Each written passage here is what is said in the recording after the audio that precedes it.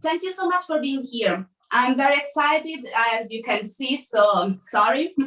I wanted to first to introduce you to this concept and what it's all about, and then I will leave the space to my co-host for this event, and then to our speaker.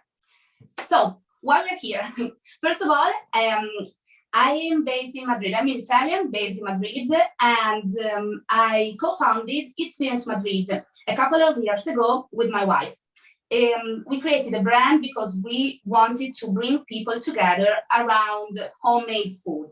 So until March 2020, we used to organize social dinners in our apartment, small culinary events here in Madrid. But of course, in March 2020, we had to stop everything, and we thought to switch online. So now it's been a year that I've been organizing private culinary events online for individuals, private groups, or remote workers. And as I'm always been really into sustainable cooking and zero waste recipes, I thought that we could do something more, like to spread the word. And I started realizing that I wasn't the only one. I mean, we are plenty of people in the world interested in these topics.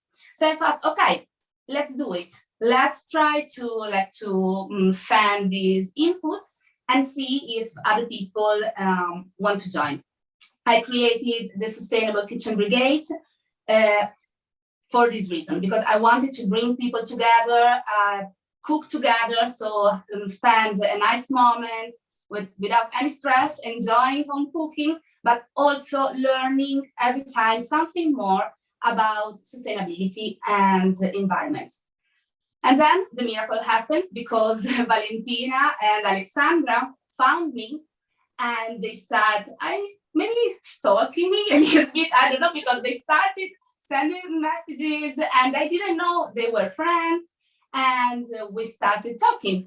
And it turned out that one of them is an amazing cook, and the other one is almost a sustainability expert, 100%. So it was, wow, okay, this is perfect. Let's do it. So if we're here today and we're gonna see many nice things, it's thanks to Valentina and Alex. The idea for these events is a one per month, to have this free meeting with always the first part with a sustainability or an environment expert, teaching something new. We're going to see today's topics, then we will have the expert about water, about trees, about plastic-free alternatives, many different things. And then the second half of the meeting will be a cook-along, so a cooking session in which we will learn how to prepare a meal or a recipe related to the topics. Of course, you're not obliged to cook. If you just want to stay here and see, you're more than welcome. If you want to cook along, perfect. And of course, if you want to take pictures or tag us, please do it. We want this to join, to reach more people as possible. And after the first part, we'll have a moment for Q&A. So if you have questions for the speakers, you can ask whatever you want. And so the idea is also to connect a little bit. Okay. Being said all of this, I think that I have my notes here. So I'm sure that I don't forget anything. Okay. So now I'm gonna stop talking. Thank you again so much for being here. And I will let Alex introduce herself a moment so we can keep going. Thank you so much. Thank you, Isotta. Good evening, everybody. I'm Alexandra. Alex, a friend called me Mac, and Mac in the kitchen. Now I'm in my kitchen. So thank you again for joining. Today is the first event, so we have. I'm very emotional, so for me, bit anxious in this moment, but I'm very happy that seeing a lot of people. Isotta already told you how we met. We likely met. I worked for 11 years with Valentina in an amazing travel company. I just decided to take a breath from my job last December. And I was a sales accountant and a manager of a sales team. And I'm very happy to see some of my ex-team members joining the session. So thank you very much, ladies and guys. And I'm very happy to have joined this project because my passion for cooking was there. I met Isotta. We had a lot of ideas, and bringing together the sustainability part, zero waste, and amazing cooking, amazing dishes, as I think is the best thing we can do right now. And I hope you will enjoy the session. We will do really our best, and thank you so much again for being here with us this evening. Vale, it's your turn, your stage. Yes, so as Isotta mentioned, I'm not the cooking part of the sustainability cooking Kitchen Brigade. I'm in the kitchen just for the setting, but I will not cook either tonight because I like the cooking part, the kitchen part, but after the cooking. So I'm more for the eating part, passionate about the after cooking part.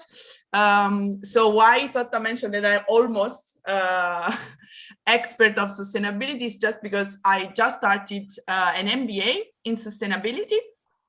So I try to get some real expertise from something that I really care about. I started get familiar with sustainability in the company where I work with Alex and a lot of familiar faces that I'm super happy to see here in Booking.com, where I worked for more than 12 years. And I just finished in March, and at the same time, more or less, we met Isotta and Alex, and we start this adventure. So I'm very happy to be here and to introduce you Virginia. That's the real core of this event. I also stalk her, so you can call me the stalker because I stalk Isotta, I stalk Virginia to be here. I'm very happy that she accepted because she's a super busy woman. She's a CEO and founder of the Green Gorilla company. She's also a writer, but I don't want to take too much time because Virginia, of course, can introduce herself better than anyone else. So Virginia, the stage is yours. And please, during the presentation, if anything comes to your mind, any question, feel free to write in the chat. And at the end of the presentation, we will bring all the questions together. If you want to do that, we can give you the stage. Otherwise, I will wrap up for Virginia. Okay, thanks.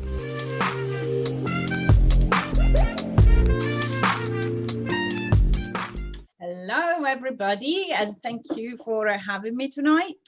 Shall I share my screen? Yeah, so we can crack on. Okay, so tonight we're going to talk about the Planetary Health Diet. And again, thank you, Isotta, Valentina, and Alex for inviting me. I'm really honored to be the first speaker as well of this series. And I hope, it'll be I will do my best to entertain you as well as giving you a little bit of information. So I'm going to start with this image. And I use this image a lot at the beginning of every presentation I do, because this is the moment when the Apollo 8 took the picture from the moon of the Earth. And that was the first time humanity saw the Earth from a different perspective, as a little marble in the middle of the universe. And it's almost like sustainability started there, realizing that we have only this one. We don't have 2 or 3 or 4. We only have this Earth, this little blue marble in the middle of the universe. And so our resources are not infinite. They are contained in this little ball. And I like this. For me, this really represents sustainability. We need to take care of this beautiful little thing in the middle of the universe. About me, so Valentina started introducing me. I'm Virginia Cinquemani, another Italian in the, in the mix, but I've been living in the UK for the last nearly 20 years. I founded Green Gorilla Consultants Ltd, which is a training and coaching company dedicated to sustainability professionals. So because in my previous life, I was an architect and I was a sustainability consultant. I still am a sustainability consultant, but I migrated more towards people. So I train people, I coach people to become more effective in their sustainability work. So we do soft skill courses and negotiation, communication, etc. My main mission at the end of the day is for sustainability to become mainstream. For me, sustainability is a way of life. And so I think it's a no-brainer. You know, everyone needs to do it, should do it. And so that's my mission. I want to help people that work like me in sustainability to really get that message across. And I happen to write this book as well, Sustainable, How to Find Success as a Sustainability Professional in a Rapidly Changing World, which is the book that sort of encompasses my framework. And, you know, another number of bits and bobs that I do because I can't sit still and do nothing. That's me. So let's understand a little bit, and you know, I'm sure many of you will know already what the problem is, but I thought it was nice to introduce why we should really bother. Why should we change our diet, for example, for the sake of the planet, in a way, for the sake of ourselves. So I think we should start from where the problem starts, and is the carbon problem, so the CO2. So this is a molecule of CO2.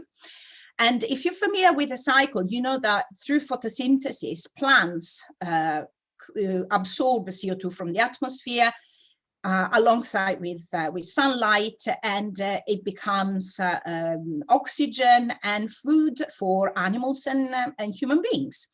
And then we breathe out that CO2, and you know, and the cycle goes back, and it's lovely and perfect, and there's really nothing wrong with that. Then we decompose, plants decompose, and we end up becoming fossils, right? And that's it. And the carbon is stored under the crust of the earth. So far, so good, right? Additionally, the ocean, and this is something that not many people know, the ocean also absorbs CO2, is one of the biggest absorption sink of CO2. With the waves and the rivers, it absorbs a lot of CO2. And so that helps as well. And all the animals and the crustaceans and the fish and everything, again, become fossils. So once they, you know, they die, and again, the carbon is stored in the bottom of the sea. So again, perfect system, incredibly perfect system. And then, of course, man comes along, and we started digging up those fossils and pumping the CO2 back in the atmosphere to support our lifestyles. And that means a lot more CO2 than the earth by itself can absorb. That's the problem. That's the imbalance element. Add to this that we also deforest because we want to create more space for grazing land, so for animals to be fed. But we also have made the ocean acidic, therefore it loses its capacity to absorb CO2. So once you take out the two main ways that we can absorb CO2, you can tell we got a problem. And what is the problem? The problem is that normally when the CO2 levels, but also the other greenhouse gases, as they're called, were low, the sun would warm up the earth very nicely, and then a lot of the heat would escape back in the atmosphere. With this big, thick layer of greenhouse gases around the earth, it's like a little blanket that keep it nice and warm, but a little too much. So the heat cannot escape back into space. So if you imagine the atmosphere to be a bathtub, so go with me with this, I promise it will go somewhere. And we pump in, so we let greenhouse gases come in, like if we open the tap. There is so much removal strategies that we can have, and that's the the hole at the bottom of the bathtub. So we basically are pumping more greenhouse gases in this bathtub until there will be a tipping point. The problem is we don't know when the tipping point is. Some experts are pointed 10 years from now, perhaps, when, you know, the Earth climate will be completely irreversible. But the reality is, it's not a linear process, so we don't know. And that's what happened in the last 50 years. The CO2 emissions have risen and risen. And the temperature on average have risen and risen. Why, you would think? Why is that? Because we are an intelligent species. That's the reason. So in the last 4 billion years of the existence of the planet we live on, everything was fine. And there were no people before. And then at one point there were people. And then these people started reproducing and reproducing. And because we are intelligent, we made our life better, brighter, healthier. And so we started not dying as much as we should, really. So we started rising as a population. Now we are 7.7 billion in 2019. It is expected that we will be 10 billions by 2050. That means, of course, a lot of mouth to feed. But it also means, and I think it's not just about, of course, the population is the problem because we need to feed all these people, but it's also the fact that our economy points towards a forever growth, which is something that is impossible if you think about it. Remember the blue marble? How can you forever grow everything? Impossible. Therefore, there is a little bit of a conundrum there. There is a problem in the equation. So going back to food, or starting thinking about food, a very big chunk of the greenhouse gas emissions that are produced on Earth are because of agriculture, forestry, and land use. And that is deforestation, crop burning, agricultural, livestock, etc., etc. So agriculture and food are a super big chunk of the issue. And that leads also to biodiversity loss, which is entirely human-led, because nowadays we have a very big chunk, pretty much 50% of the land available on Earth, which is used for either agricultural purposes or to feed animals.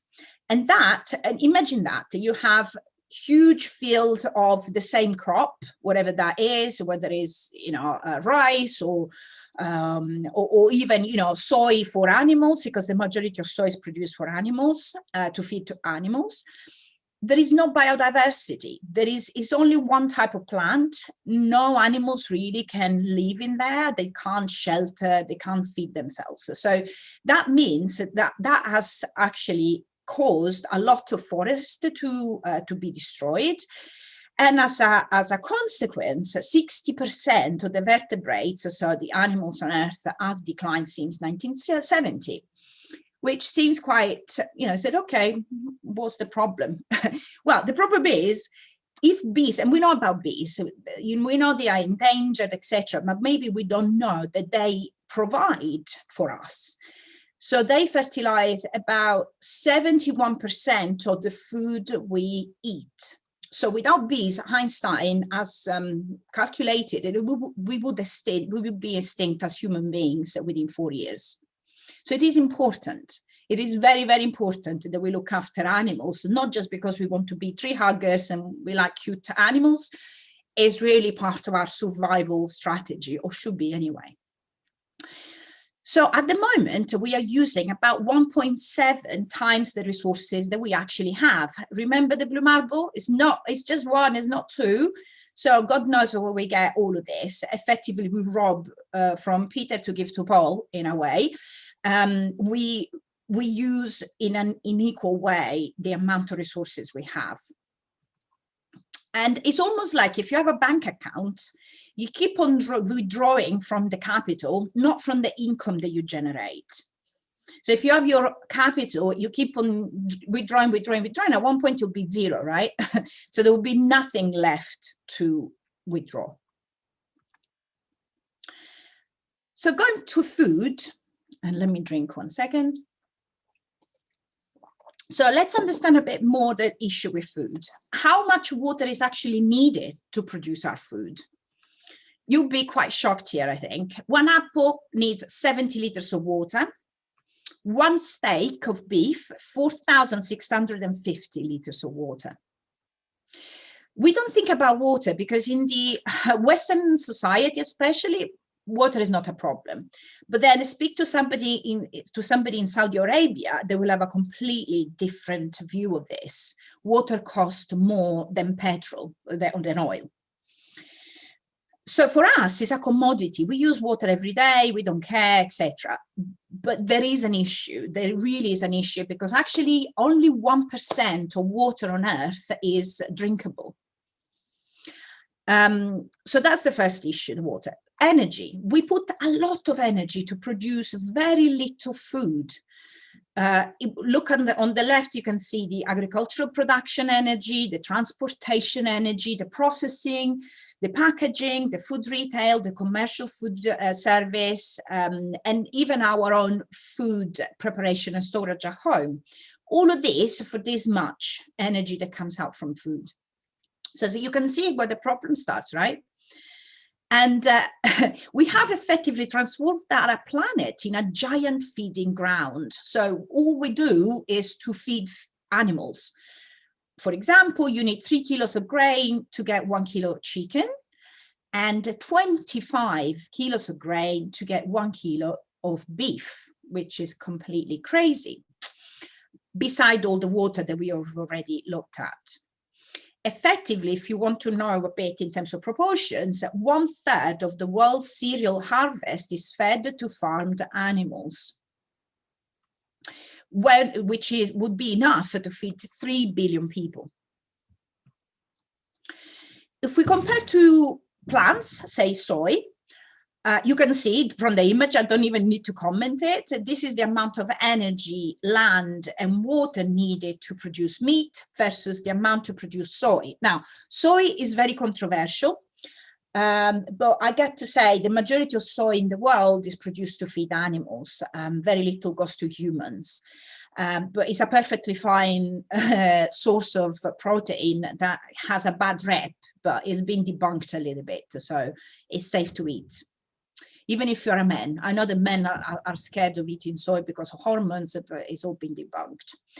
So again, going back to, okay, I know the Americans have, I don't know whether there are any Americans here, but of course the American diet is a little bit of an extreme in terms of processed and meat focused, etc., versus maybe the European diet, you know.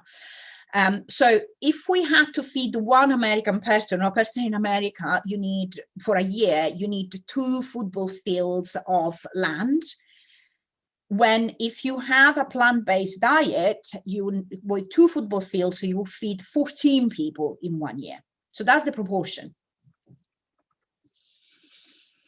Now, going to the solutions, because, you know, enough of doom and gloom. So there is something called regenerative agriculture. And, you know, you'll be pleased to know that you can eat some meat. You don't have to stay away from meat completely. In fact, meat is important. Livestock is important as part of a better, more balanced way of producing food. Because the regenerative agriculture is based on 5 principles. So one is to minimize the soil disturbance as much as possible. So you don't dig with these super big industrial machines. So you actually do it very, very carefully. You maximize crop diversity. So within the same piece of land, you have several types of crops, not just one type. You keep the soil covered so that it has time to regenerate, to keep the moisture in, etc. You maintain living roots year round, so you don't pull them out, again, disrupting the soil. And then you let the animals actually run on the field, because that's the way that naturally the field becomes enriched. Of course, the animals, forgive me, poo on the field, they fertilize it. It's all part of the natural cycle. So you do need, but of course, if you think about proportions, that would be much less than what you would have with the intensive farming that we got these days. And bless these animals, they don't even see a field these days. So they see just, you know, the little places where they keep them in all the time, for the majority of cases anyway. The key outcomes in that sense are that this sort of agriculture improves the soil health, which means that you can absorb a lot more CO2, because soil is a big sink of CO2. You foster biodiversity because you got different crops, etc. And you promote economic resilience in farming community, because that's the other problem. Because the prices have gone down so much due to industrial farming and agriculture, actually farmers don't have a great life. So this will be a better way of having a more sustainable, although, you know, this word has been used and overused so much, a better way forward for the whole of the world, really. And the other shocking fact, sorry, a little more doom and gloom. 1/3 of the world's food is wasted. So not only we use all that land to feed the animals, but then we chuck away in the bin literally 1/3 of what we eat. So that's a separate issue, but it is something to look at and to take into account. Now, if you're familiar with this, I don't know, I'm going to explain briefly. So these are the 17 Sustainable Development Goals that were developed in 2015 by the international community, by the UN, the United Nations, and they are very ambitious goals. There should be really a framework for all nations in the world, but even individuals, to try and get to that more sustainable life. And it includes everything from zero hunger to reduce inequality, to gender equality, to life on land, climate action, etc., etc. And the 17th is partnerships to put these goals into action. They are a lot and they are quite ambitious, but lots of countries are trying to push towards this. It's the first time we have a universal framework for sustainability. So it is important, and we don't know yet whether it's going to work, but effectively we would like to have all of this done by 2030, which is only less than 10 years away. Whether it's possible or not, I don't know, but I always say it's better to have a goal and have a direction and walk towards that direction than just wandering around with no aim. So better to have goals than not having any. So in terms of food, there was this Eat Lancet Commission that worked with several experts in 2019 across several countries. They came up with a report on what would be a planetary health diet. So a diet that can feed all the billions of people that we are, while not compromising the health of the planet further. And if anything, in fact, regenerate that health. So this is what, you know, this is the bottom line of this little talk tonight. It is necessary by 2050 to transform our diet towards a healthy diet if we want to avoid all the stuff that I talked about before. That means, in practical terms, that we need to double the consumption of fruit, vegetables, nuts and legumes, pulses, and half the consumption of meat and sugar, again, by 2050. That will have both environmental benefits, but also personal health benefits. So if you're not a tree hugger like I am, if you don't care about the planet so much, maybe you care about yourself, and that's another driver that can lead you to change your diet towards a better diet for yourself. So as I said, we will be 10 billion by 2050, it is estimated. And food is the strongest possible lever we have to optimize health, but also sustainability on Earth. So the power is really in our hands. Often I hear people, whether they are environmentalists or not, saying, but you know, I'm only one person. What can I do? I'm only one person. Who cares if I chuck away plastic in the same rubbish as the rest, or whether I eat meat or not? It's only one person. But then think about that. The ocean is made of individual drops of water. We all have a place, and we all have a responsibility, I would say, on a personal level to contribute. And if everyone does a little bit, I'm not saying, you know, I'm vegan because the way I see things, basically, eating in a different way would not have agreed with my values. But I'm not saying everyone needs to be vegan at all. We just need to be a little bit better. And that 1% better on each one of us means a lot better for the world as a whole. So the Planetary Health Diet, this is it. Da-da-da. This is what it looks like. So if you had a plate in front of you, you would have 50% of fruit and vegetables, 20% of whole grains, about 5% of animal protein, this is very, very little. And the rest, of course, you can see dairy food and starchy vegetables. Plant protein would be about 12% or something like that. And then there would be, the rest would be oils and sugars. So you can see probably the biggest change in the amount of dairy food and animal protein that we eat for the average person anyway. I'm going to show you exactly what it means if we want to calculate grams and everything. So effectively, it's a flexitarian diet. It's plant-based, so the majority is definitely plants.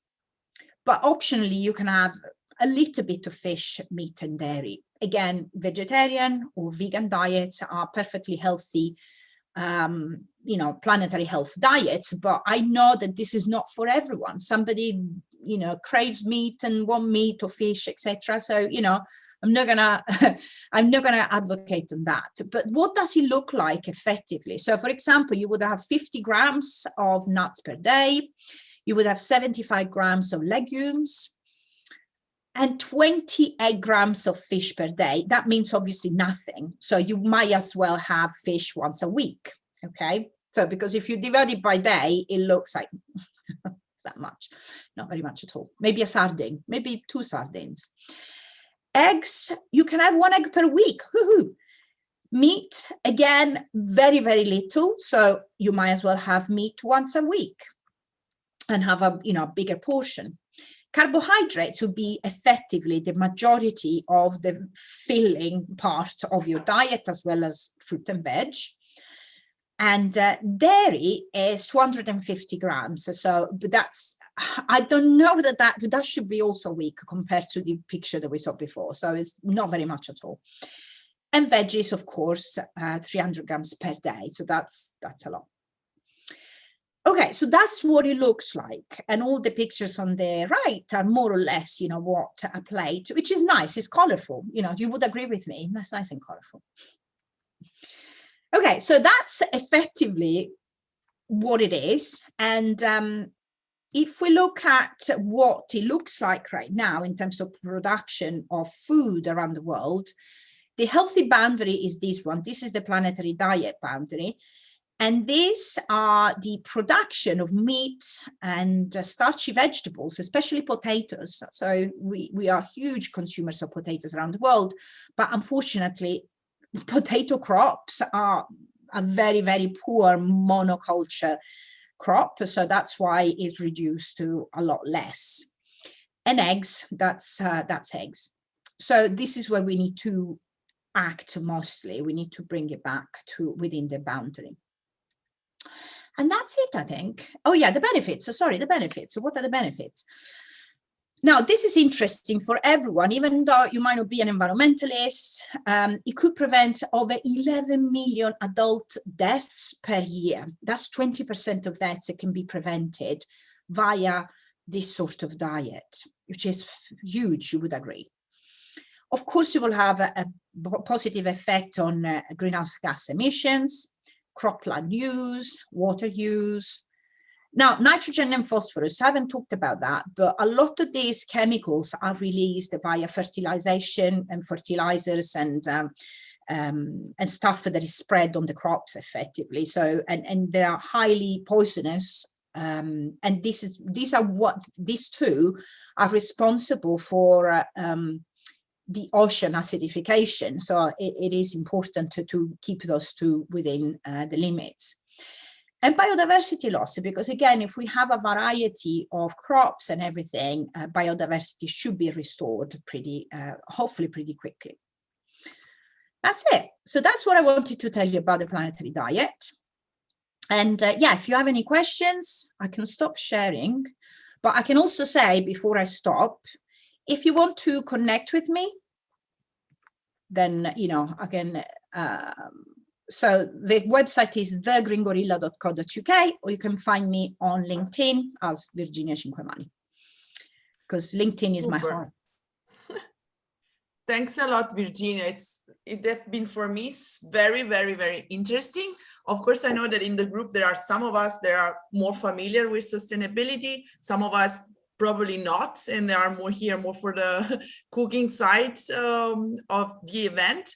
But for me, it's always, even if I know a bit, it's always shocking, especially seeing the proportion, right? Because sometimes when we see a lot of numbers of footprint or kilograms of carbon, it's very vague. But when we see the comparison of what we have to consume for the veggies that we eat compared to a beef, it's super clear. Like in a second, you got really the issue in front of yourself, right? It's really difficult to hide in front of that. And it is not just the water, as you mentioned, it's the multiple things that put together, making possible not to at least put some question. Of course, as you mentioned, it's not that everybody got to start be vegan tomorrow, but at least to think about what we eat, how often, and which is also the quality of the things that we eat. I think that it's super important.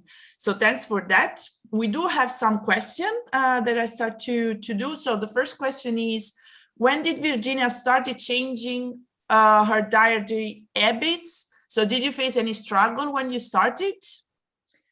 Okay, I've been vegetarian for nearly 10 years, I think. And it was very easy for me because I'm lucky I don't like meat. So for me, it was like, you know what? I love cheese, though. I love cheese. So I thought, yeah, vegetarian easy. And so the more I got into sustainability, the more I thought, actually, this is actually good for me. And, you know, and he agrees with my values as well. But then little by little, the more I learned about all the stuff that we learned tonight, because also cheese, unfortunately, I don't know, I didn't point it out, but cheese also has a huge, huge carbon footprint. I thought this is really not in line with what I'm preaching, because that's the other thing. I got children as well, and I want to show them. I don't impose my diet on them, but we eat a lot of vegan food at home, of course, but they have meat and they have fish and everything. But I want to show them that it's possible to thrive on a vegan diet and it's nice for the animals and everything.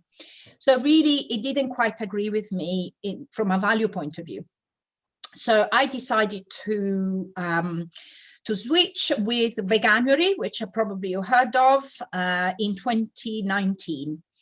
It was a whole month of vegan information. So they send you emails every day and they give you a lot of information, a lot more information that you want to know about how animals are treated and everything. And I think that really tipped me over the point. I was like, okay, that's it. And then, you know, they send you recipes. So because I love cooking as well, I love food, and I was quite scared of, you know, losing my Sicilian heritage. You know, how much we cook with fish and cheese and everything. It was quite scary.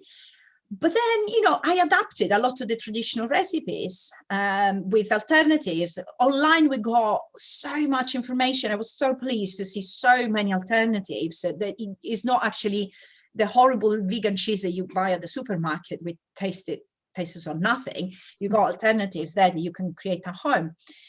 So I think from January 2019, I switched. You know, I said, okay, I'm going to give myself a month. We'll see how it goes. And I loved it. And I was taking pictures every day, trying to encourage myself, you know, and I love the food. I love the taste of the food. So it wasn't really hard for me. On the cheese front, at the beginning, a little bit, I heard that actually cheese is as addictive as cocaine. So, you know, there is a little bit of a learning curve there. And I tell you what, I don't want to become, you know, I'm not a saint. I don't know if, you know, I hear the aura. when I go back home to Sicily, I do have an ice cream now and then, because I'm thinking, look, I'm still a human being. And if 99.9% of the times I'm behaving the way I think is best for me, this is just, this is a little thing that actually makes me feel more human. So I give myself permission to go out of the path now and then, but I haven't eaten meat for years. Meat I don't eat at all, but in terms, again, maybe a pizza with cheese now and then I would have. So it hasn't been that difficult, I have to say, but because I've taken it as a bit of a challenge with myself, I think that helped. Thanks a lot, Virginia. Yes, indeed, it's not about perfection. Of course, there is the veganism that is a totally different things. It's more like a philosophy. I really understood that once that I read that the real people that believe in veganism as all concept, they don't do tattoos, because in the paper that they put to get the draw, there is some cellulose of I don't know which animal.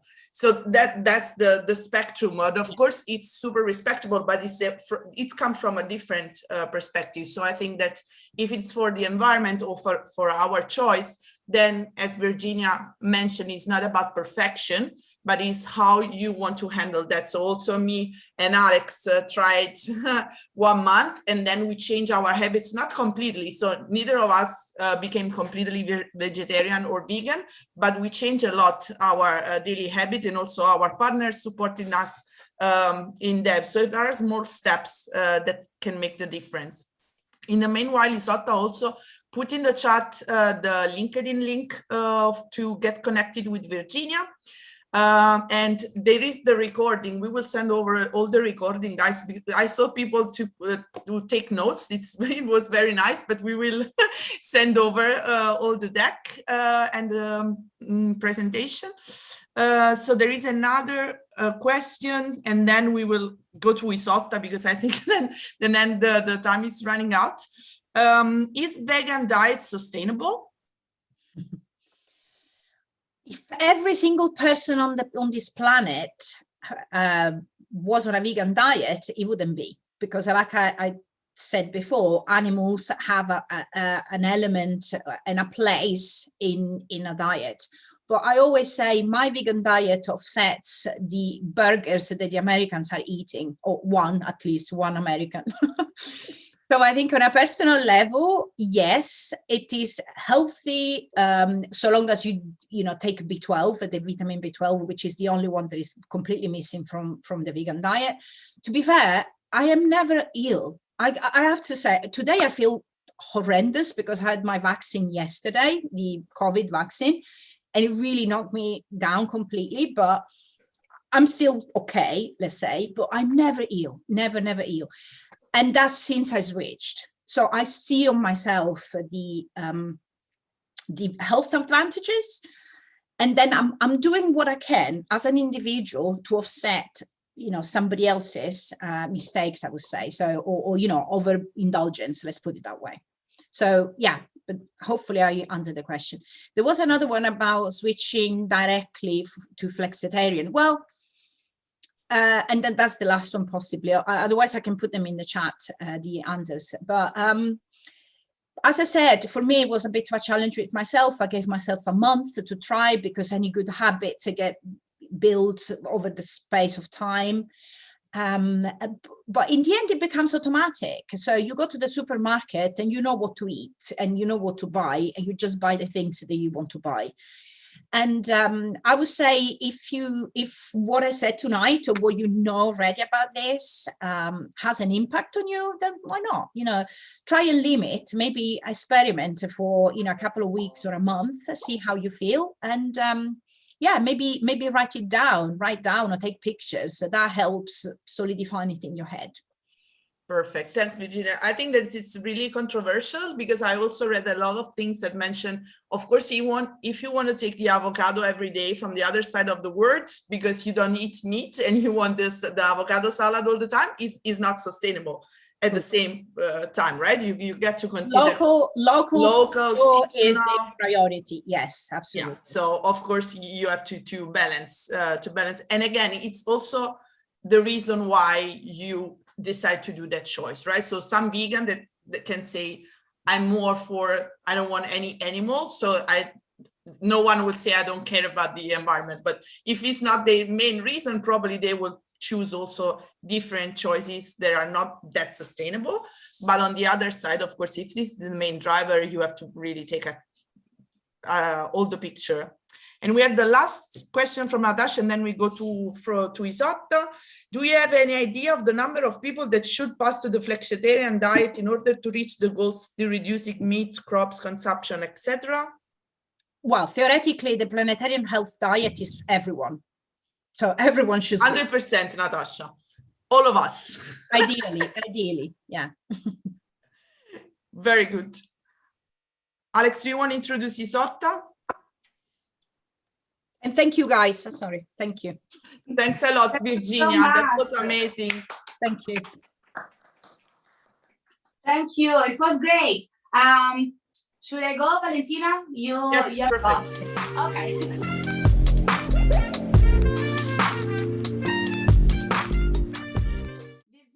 thank you so much. I'm really into finding other alternatives to my diet. I come from a family of butchers, and here there's another representative of my family, my mom, Enrica. Ciao, mommy. Thanks for joining us.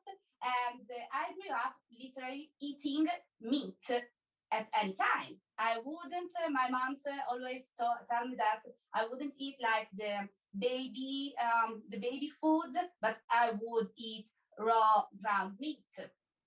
And I love meat. For me, was the most normal and common thing. And then,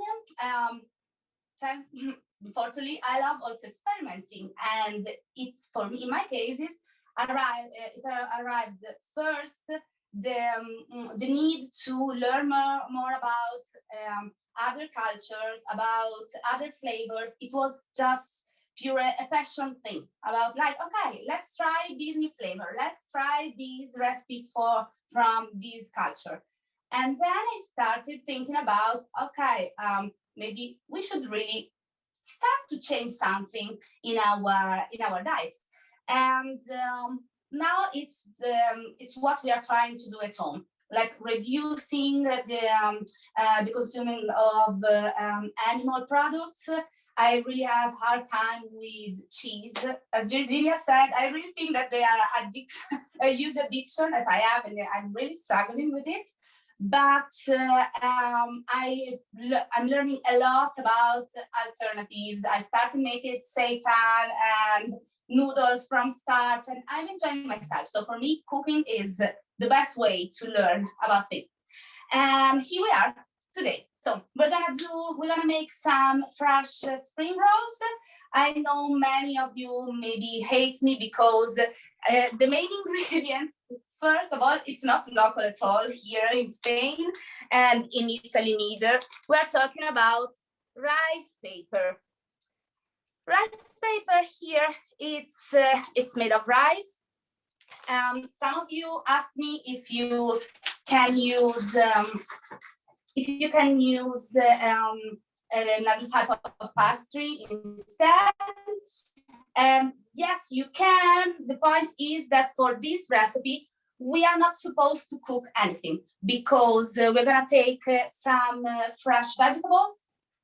And the great thing about rice paper is that you can cook them, but you don't need to. So I'm gonna show you how. I really love this plate. This plate, its origins are from Vietnam. A Vietnamese friend of mine prepared these rolls for me and for Andrea the first time we went to her home, and I fell in love, absolutely. So, okay, I think that you can see.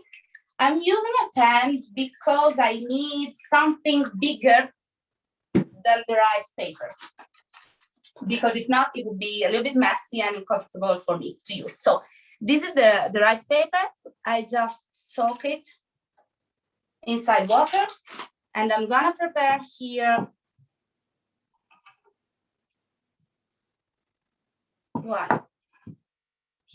a cutting board, because you will see how sticky the rice paper becomes. We just need to soak it a couple of minutes, 3 minutes. You will see that it starts becoming very, very soft, very sticky, but it's the only way to not break it. And here I prepared some fresh vegetables. I have zucchini, I have carrots, I have bell peppers, some mint. Here I wanted to show you, this is the part inside the zucchini. In Spain, we have this huge dark zucchini, different from the other types that are more common in Italy or in other places. And for making a recipe with raw zucchini, which is something that maybe it's uncommon for you, but once I tried, I loved it. It's better to use the external part, so the outside, because the inside, as you can see, it's super soft. It's soft, it's not that nice while biting it, but you don't throw it away. Of course, we can use it to saute for a pasta, to make a velouté. We can use it in a soup, for everything. So just keep it.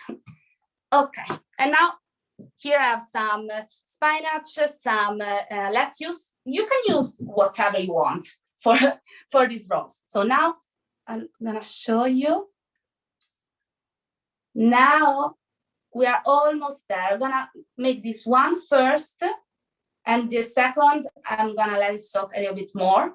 It's super sticky, right? So we need a clean surface to open it.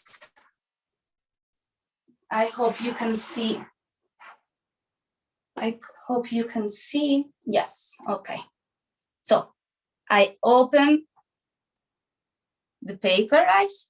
If sometimes if you soak it a little bit too much, you can break it. Look at here, you have to be very, very gentle. And if you have long nails, pay attention, because they don't help sometimes. So now I'm gonna start first. This has become one of our favorite dinners at home, because it's actually super light, super tasty, and with the 2 or 3 rolls per person, we are fine. And it's incredible. Now I'm doing it today only with vegetables, but if you love shrimps, for example, super nice. You can have some meat or chicken, delicious. You can actually do them with whatever you want. So you place some here. I'm gonna add some mint.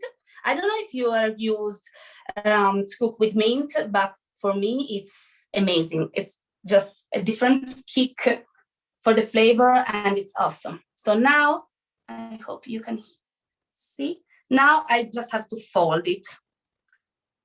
If you cut the vegetable longer, of course you can. The only important thing is not exceed the length of the paper. Okay, now here, attention, because it was about to break. Okay, and you see it's super, super sticky. So what's the challenging part? If it sticks in a bad way, you probably have ugly rolls, but we don't mind. The good things here, we eat, so there's no problem if it's nicer or if it's ugly. Now I start from the bottom and I just roll it, and it's gonna stick alone like this. I roll until the end. This is stick together. If you want to try and start playing with food, we've always been told that we don't have to play with food. Yes, please play with food because it's nice. You can start creating nice patterns, or you can draw with ingredients. It's something that I love. So now this one goes. We can prepare the others. The time that I'm gonna soak another paper just to show you another one. I want also to show you the sauce that we're going to do. This is peanut butter. So what is peanut butter? For in the Italian and Mediterranean tradition, it's not that common. It's just peanuts. You take peanuts and you blend them. I can't see the chat to see if someone, maybe someone wrote something. Alex, please, oh no, Alex, you're cooking. Vale, if you see that someone is saying something, can you please read? And thanks. For peanuts, they just say that they love how you use mint. Oh. Okay. And so here we have peanuts. We had peanuts. If you take peanuts like fresh or toasted, you can also use salted, but in that case, pay attention because if they are too salty, it might be uncomfortable. You blend them without anything, and you keep blend until you have this. And that's it. You don't need anything else. Now, in order to make a nice and tasty sauce, we have spoken about and heard a lot about nut from Virginia and soy. Here, I have some soy sauce. I'm gonna add some soy sauce to the peanut butter. How much? It depends on you, literally. You have to decide if you prefer it like if you like more the taste of soy or the taste of peanuts. You choose and we mix. It might take a moment. We mix and you see it becomes very, very thick. If you want it thinner, more runny, you can add some water. Hot water works better. Now I have room temperature, just a little bit, and I keep mixing. And that's it. Then if you want, you can personalize the sauce, adding chives, or you can add garlic, as you prefer. This is like the base. It's super tasty. It's a completely different flavor for me. I was not used to it, but I love it. So now I have the sauce. On one side, I'm gonna take here, this one is softer than the other. Make sure that I don't bring all the water with me. Okay. I'm gonna open it up. And again, we're gonna choose the filling. We could do whatever we want. I would love to do one with some spinach and bell peppers, and I've also some olives. Here, for example, if you want to add some feta cheese, delicious. Or if instead of the peanut sauce, you have some Greek yogurt and you want to add some garlic and some mint in it, then you can dip these raws inside the yogurt, and it's amazing. I'm gonna add here. I have a huge passion for carrots, so I'm a little bit maniac and I would add carrots everywhere. So again, we roll, and that's it. Wow, one. The other side. Pay attention on how you cut your veggies, because sometimes there's not smooth like the angles, and you can actually break the rolls. So here, another one. And that's it. You can go on and prepare as many as you want. I think that we are only Oh, look at Alex. Well done. Great. I'm not sure if anybody else is cooking, but if we are only the both of us, maybe only the two of us, maybe we can just stop here and taste it. So sorry, everybody, you won't be able to taste it. And that's it. I mean, this is something that I probably think it's one of the easiest and faster things to prepare. It's delicious. You have the rice, you have the vegetable, you have the nuts, you have the super tasty flavor from the soy sauce. You can fill these rolls with whatever you want, and it's perfect. Too much, I think. Andrea and I become a little bit obsessed, and we have weeks when we have like 3 or 4 nights per week these rolls for dinner. Alex, how are you going? Oh, so Susanna, did you cook them?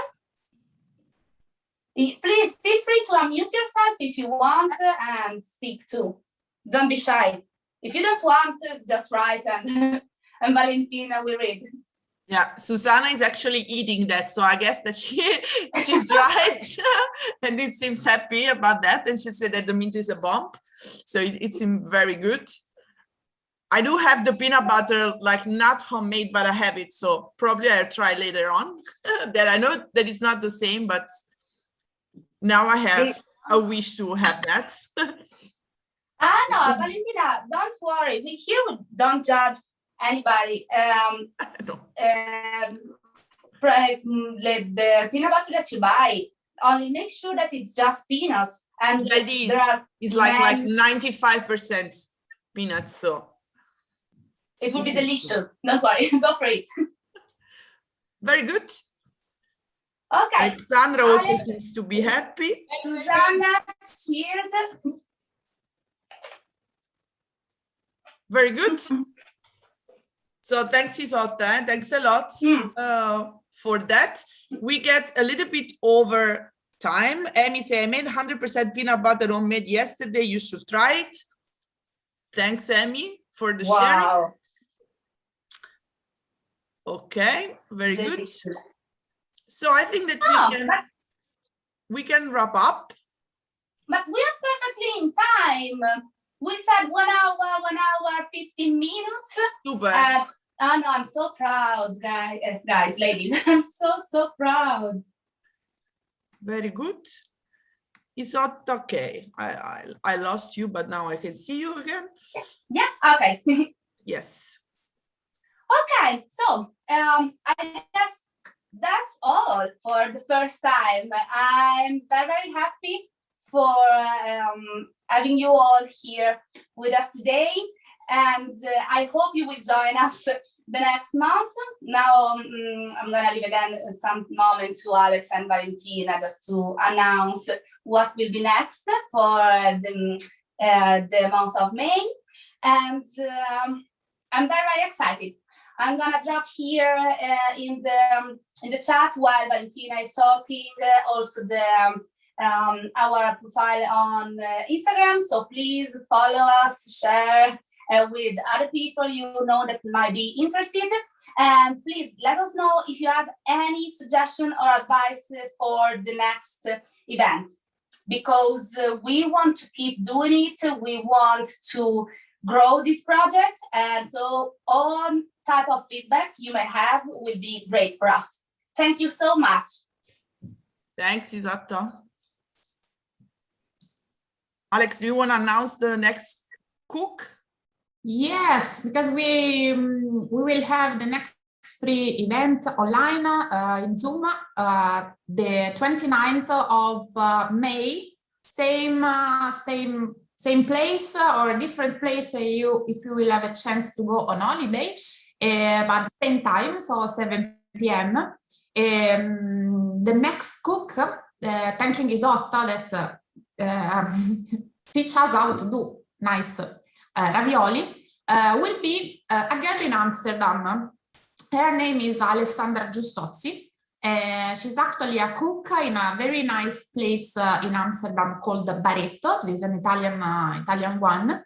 And her name on Instagram is Odobodo. And she did great dishes. She loves bread. So if you like bread, you have to follow her.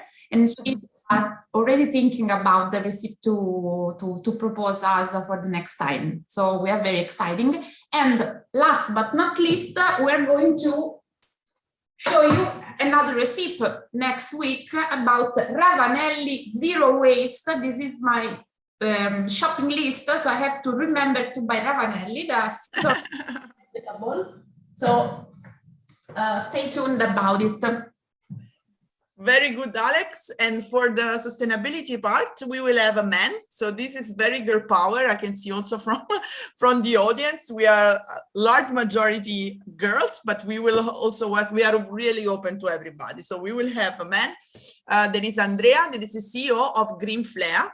So we don't want to talk only about the food, also, even if we are going to have the recipe also next month. But Andrea is actually, as I mentioned, the CEO of the Green Flare. If you don't know it, it's an app. It's an Italian app where you can actually buy everything like secondhand or buy ethical brands. So this week, I don't know if all of you knew, we had the Fashion Revolutionary Week, when there is put a lot of attention on who actually made our clothes, why the fast fashion is not really my problem. I have the same shirt, I think, since 10 years, so it's not really my problem. But for the people that are more in fashion, it's also a very big issue for the environment, not only the environment, but ethically. Of course, we want to be ethic. So secondhand is a very great way to, of course, continue to get diverse wardrobe, buy less if possible. And they also are really good in not only give a platform for dresses, clothes, but everything. So everything, also toys for kids, that for me it's very important. You can buy also things for the house. So it's a startup actually that is growing. So I think that it would be interesting to see also another side of sustainability. So it would be, again, a Saturday at 7. I know that all of you have a lot of things to do, even if we are locked down. But I know that now that with the spring and summer that is arriving, probably would be more difficult. So for June on, we will also try different time and different days of the week. So we will try to figure it out what's best for all of you. So please take a note for the next day. We will bombard you. So we hope you don't forget. Thanks, everybody. I don't know if anyone wants to say anything. Thank Virginia. I would like to thank Virginia again, yeah, of course. For the double thanks, Virginia, triple, because you also didn't feel really good. So it was amazing. If you didn't told us, no one could ever say that you were sick. Thank you so much. Thank you. It was really good fun. And I'm going to make the roll soon. Tonight I got mushroom stroganoff. So wow. Yeah. But anyway, that's another thing. But thank you. It's a good idea. And thanks for having me. It was really good fun. Thanks. Thanks, Virginia. Virginia. It was an honor for us having you for the first time. Let us know if you like the rolls. Thank you so much, everyone. Thank you. Ciao. Ciao. Bye-bye. Ciao. Bye. Ciao. Bye. Bye.